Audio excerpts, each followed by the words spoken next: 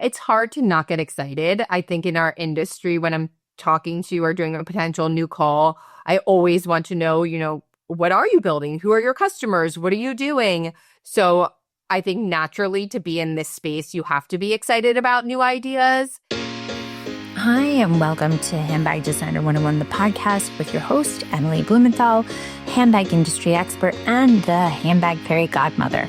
Each week, we uncover the stories behind the handbags we love, from the iconic brands and top designers to the creativity, craftsmanship, and culture that define the handbag world. Whether you're a designer, collector, or simply passionate about handbags, this is your front row seat to it all.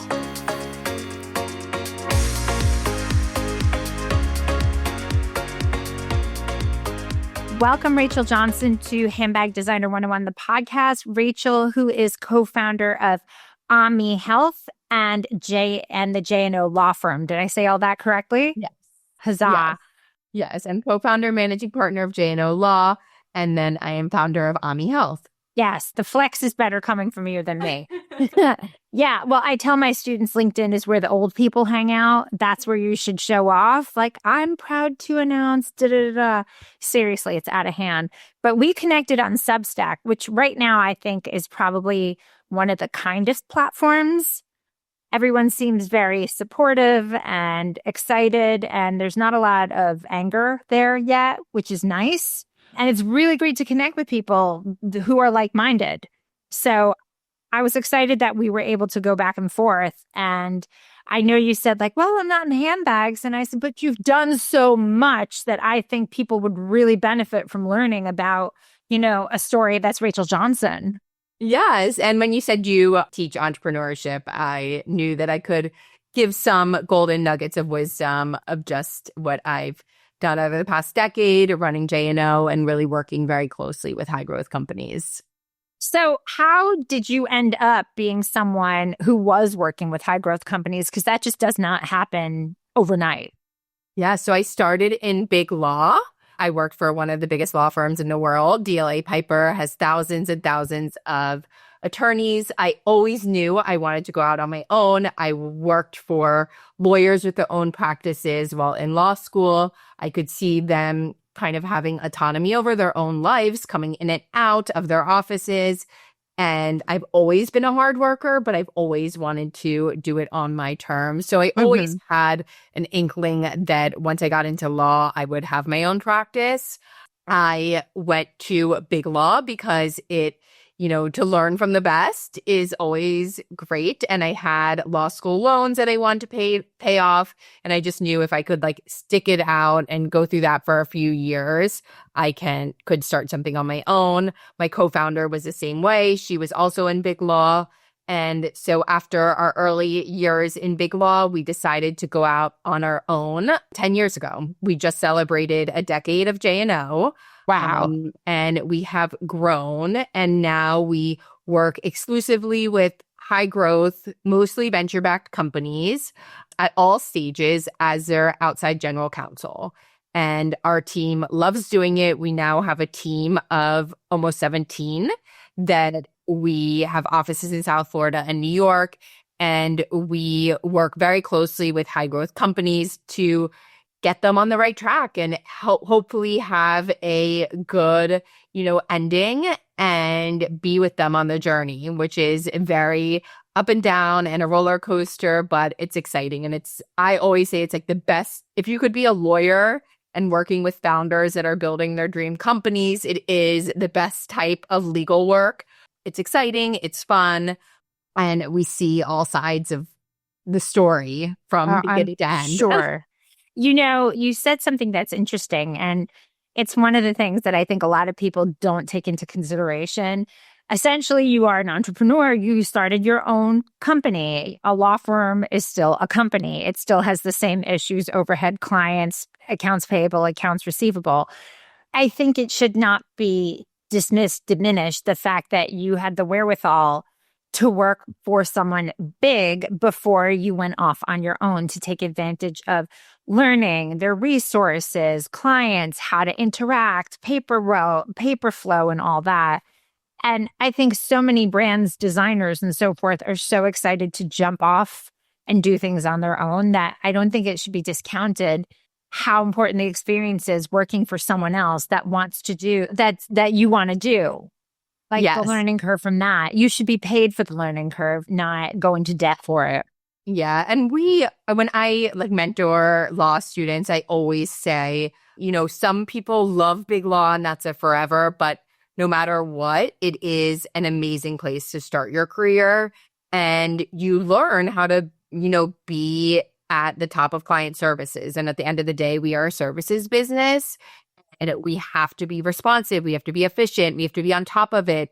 And big law really, really teaches you that. So I want to just dive right in. You deal with brands and companies and businesses that you said are venture backed. How do you recommend? Now, this is like a wild, big question. If someone felt that they were ready to be venture backed, what should they have in line? So, meaning looking for outside funding, just to be right, clear.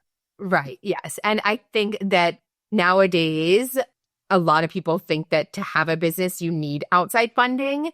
And that's not the case. Like there are several companies that maybe they take in a little friends and family round in the beginning. Maybe they bootstrap, their second-time founders, and they had an exit and they're using their own money to start. So you do not need to raise money, and is definitely not for every company. Every company does not need to be venture-backed. We do represent some companies that have been able to just become profitable companies and need outside general counsel and have a team. So if you need capital to do the thing, whether you can't bootstrap or you need a lot of inventory or you're building a lot of technology, you go the venture route. And in the venture route, you also have to go big because these venture firms want big returns. So it's not for somebody that wants to start a more smaller lifestyle business, even have a couple million in revenue. This is going big and it is a responsibility. I think, taking on other people's money is a very big responsibility. So you have to be ready to take that on and really committed. And it comes with things that, go with running a venture-backed company, such as having a board of directors, working with a legal team, doing things that aren't necessarily the core of the business because you're running a venture-backed company that has certain requirements. Yeah, I think that you touched upon a lot of things that people tend to think. And I think this just comes from being green and potentially lack of experience, that they assume that if and when they want to start a company, that the first thing they need to do is fundraise. And there's so much that needs to be done even before you get to that point. Like, do you have a product that people will pay for? Is it something that will sell? Do you know your competitive analysis? Do you know who your customer is, what they eat, sleep, drink, drive, all of that? All these things need to be done. Is this part of some of the back end work you do before you take on someone, or is someone coming to you already with the funding? So it depends. We take companies at all stages. So some founders come to us and they just want to form their entity and they're going to raise funding in the next few months. Most people that come to us have a pipeline, or they come to us and they're like, listen, I've been working on this for a while. I took some early friends and family money, but I'm ready to take more institutional investors on. Do you think, do VCs and so forth want or expect founders to put in their own money to some capacity if they think that's the case? Obviously it depends on every founder's financial position. It's understood that not a lot of people are going to have the funds, but I think it comes from sweat equity and working for the company and taking a salary that you normally wouldn't. A lot of our founders, even second, third founders, are making salaries that are very small because they don't want to take away a lot of the company's funds and they want to be nimble. So it's a lot of time that's put into it. And what's really important for investors is that it is your full-time role, that you aren't, have a full-time job and also working on the side on this thing because they need to see you're committed. And unless you're ready to go all in, investors are not going to want to put their money in necessarily. And that's something that's really important. Like, you have to be willing to take a risk on yourself and go for it before other people will do it. So do you go to the meetings when they meet with VCs, i.e. venture capitalists, or is this something you are not part of? Yeah, no, we do not go to the meetings. Normally it's founders meeting with the VCs. We'll help document the investment, and we will, of course, from like a legal lens, give advice on what the terms should be and help negotiate. We are always company counsel, but we do not attend the meetings. We try and work with our founders to make sure that they understand how these investments work. It is a lot of legalese, and sometimes you are just given paper and not really understanding, how much equity are you giving away? What is this, $500,000 investment really going to take from the company? And what are the expectations? Is this VC getting a board seat? Are they expecting to get updates? What really is the expectation that comes along with the investment? And I think that's really important, especially if you're a first-time founder and you've never done this before. Just, getting in the money is the first step, right? It's, there's so much that goes along with it as well. What kind of red flags would you say if someone was potentially getting VC money that you as a lawyer would say, I don't think this investment is going to be good for you because the expectation of the VC potentially might be too much or not realistic? Is that possible? Yes. I think what all founders do that I think this is kind of norm in the industry now, is that most founders talk to each other and get a sense of, they'll talk to other companies that the VC invested in and see what the temperature of the investor is. How in the weeds are they? How much control do they actually want?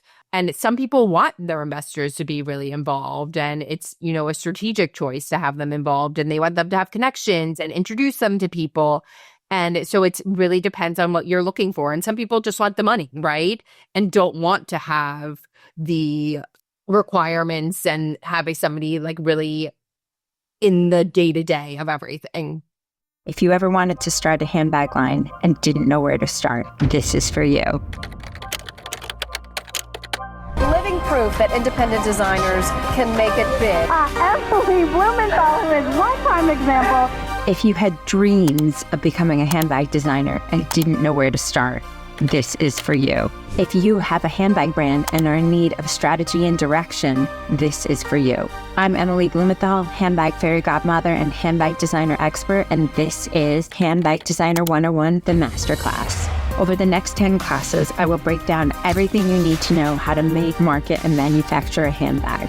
Broken down for you that you'll not only skip steps in that handbag building process, but also save money in that learning curve. For the past 20 years, I've been teaching at the top fashion universities in New York City, created the Handbag Awards, and also the Handbag Designer 101 podcast. I'm going to show you like I have countless brands, from sketch to sample to shelf, whether you're just starting out and don't know where to begin, or even if you have a handbag line and just need some strategic direction, the Handbag Designer 101 Masterclass is just for you. So let's get started, and you will be the creator of the next it bag. Join me, Emily Blumenthal, with the Handbag Designer 101 Masterclass.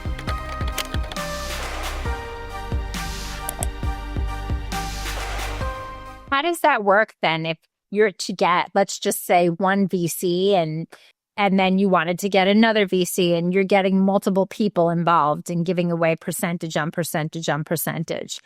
How does that work, the dance between multiple people giving you money in terms of the expectation of you trying to keep everybody happy as per what contractually you've signed? Yeah, I mean, I think that's like the whole dance of founders, why everybody says it is such a grind. You have a board, which is kind of the center of the company and has the control. So typically every major investor will want a seat on the board.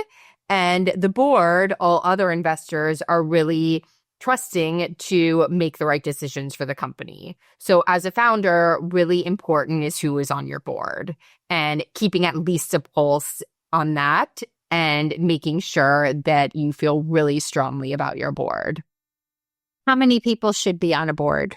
When you start, it's normally just, the founder or two founders. And then with each round of funding, normally with your Series A, there will be another board member. So it depends. There can be boards of one or there can be boards of 5. And we've seen them all, work in different ways and be successful. It really depends who's on them rather than the number.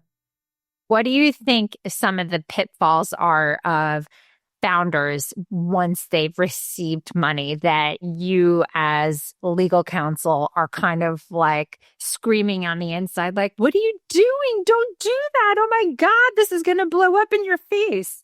Yeah. I think that would be really helpful. Yeah, I think it's really exciting when you get funding to hire because a lot of times, you've been doing this yourself or really with a really small team and people get really eager to send out, 10, 20 offer letters and let's get all these people on. And you have to be really intentional. Your team is everything once you start scaling and you need a lot of people work with, a strategic, we have a director of people that works with our clients to really focus on, who do you actually need right now and what is the management of the company going to be once you start adding all these people because the founder can't manage everybody. Right. So you need to have strategy in place. Even if you have 5 people, you need to work with somebody if you don't have that person already on your founding team or your team to say, okay, we have this money in the bank, but let's hire really intentionally and make sure that there are managers for people that we are bringing on and teams, because very quickly you can get to a team of even 30, which say isn't so big, but is there performance management in place? Are people doing check-ins? Are there the things in place that can really make a successful team? Wow, that's so much to take into consideration. Have you worked with people who are designers per se? And do you, if it's something like that, do you as legal counsel ever review what they've created for you to put in your personal opinion if you think it's sellable? Or do you keep your mouth shut? Because I know that in dealing with factors, we had Christina Malios on from Hilden, and as someone who is a factor, they absolutely review your assortment. They look at your product. They look at your P&L and all of that, but they also look at the product to see and check all the incoming invoices and all of that. Do you have anything to do with that? Or it's like, hey, if it sells, it works, we don't care. Yeah, it's hard to not get excited. I think in our industry, when I'm talking to or doing a potential new call, I always want to know, what are you building? Who are your customers? What are you doing? So I think naturally to be in this space, you have to be excited about new ideas. Right. And it is a lot of companies we represent are technology companies and SaaS companies, and they really evolve after they get out there. They're developing software and it's hard to know what will stick because they do pivot so much as they build their product. But yes, we're never giving product design and that feedback advice unless we are specifically asked. But naturally, our team is always excited to represent really cool companies that are doing awesome things and, making a difference. I think it is hard to not look at the product and say, is this something that's going to be successful? And of course, we want every one of our clients to be successful. Are you involved with what's going on tariff-wise and saying maybe you should start thinking about manufacturing someplace else? Do you ever have a say or think about any of those things for your clients? Our clients are very involved with their manufacturers closely on a business sense. Most of them are very strong relationships that they've had for years and years and years. So it's, touchy to get in there with legal unless it's about the contract. And we will always get in there and look at the contract and make sure it's in the best interest of the company. But as you know, for manufacturers, like it's very relationship heavy. And it does mean a lot reputation wise of who your manufacturer is and who you're working with. Yeah. This is all so exciting. I think, and then if you could share, if someone was about to start shopping around for VC money, what should they have in place for presenting? Last year, we interviewed some of New York's top VCs. I'll send you the link. We did VC conversations in our office, and we asked them specifically this. We had, interviews, everybody at J&O, some of our partners did these interviews. What do you look for in these first meetings and how does somebody get in touch with you? It was very, very interesting. Some people were like— Did you pick up some new things? Yeah, I mean, it's just this day and age. People are like, I respond to Twitter DMs from founders. It doesn't yes, a personal connection helps. But I think these days people are very open to, just connecting directly to founders. So I think that's very interesting. I think always you hear about pitch decks and putting together your first deck. And we get into what's really important in that pitch deck and what's really important in that first meeting to make sure that you are, especially if you're meeting with VCs, you have a VC-backed type of deal. You're thinking big because that's what the VCs want. So I think really, really researching what VC you are talking to and especially the actual person you're talking to and trying to find podcasts or interviews where they are really questioned on what they look for because, a lot of people are looking for different things. A lot of people have different values. That's so interesting. And do you have those interviews available for people to listen to? Yeah. Yep. They're on jolaw.co. You can listen to VC conversations. They're, 15 to 20 minutes. And they really, really give good information tailored to that specific investor. How much, in your opinion, if someone was looking for a VC, a venture capitalist type money, can you speak to theoretically what the difference is of saying, I'm looking for $200,000. That probably wouldn't be a VC. That might be an angel investor. That might be friends and family. Can you just do a quick, 101 on what each one is? Yeah, typically friends and family, you're raising a couple $100,000, sometimes even $1 million or $2 million. And VCs, you are more in the millions range. Some VCs are very early stage VCs, so they will write larger checks in your early rounds because they want to get in early, right? That's when the price is a really great value. The company's worth nothing. So, a lot of VCs do want to get in these early rounds, but there has to be some type of valuation that makes it worth it. It can't be a company that's, worth $500,000. You have to somehow say, have justification that your company is worth 20, 30, $40 million. Right. Wow. I just, Rachel, this has been so enlightening. I think we may need to have you back on for a part 2, just a day in the life of what it takes to lock in a VC. I know our listeners are absolutely going to really go crazy over this because this is a lot of questions that we get. I have this brand, now what? It's making money, now what? I want to scale, now what? What am I doing right? What am I doing wrong? I think, ironically, since people have been remote for so long, that I think the desire to have overhead and have a pretty office and have all these wonderful things is making a comeback for founders who want to prove that they have something to show. And maybe it's not worth having overhead. Maybe people should stay remote until they shouldn't. And where should you be spending expenses and where should you? I think there's a lot of things that people need to take into consideration before they start looking for money to make sure they're packaged with a bow to start asking people. Wouldn't you agree? Yes. And I think it all comes down to the team as well. Do you need to hire a lot of people to make this work? And knowing that to do that, it's turning the company into something that's different. And also of the line that not every company needs to be a venture-backed company. And there's, probably the majority of companies don't need to be. And they can turn a profit and become an amazing company and get acquired, and they haven't raised venture money. Right. Wow. Rachel Johnson, it has been an absolute delight. Thank you for taking your time. How can we find you, follow you, and learn more about all the amazing things you do? Yes, you can find me on LinkedIn, Rachel Johnson. JNO also has a LinkedIn page and our website, www.jolaw.co. And then I also write a Substack newsletter called AMI Health. Perfect. Thank you. And how do you spell AMI Health? AHMI. Okay, wonderful. Thank you so much for joining us.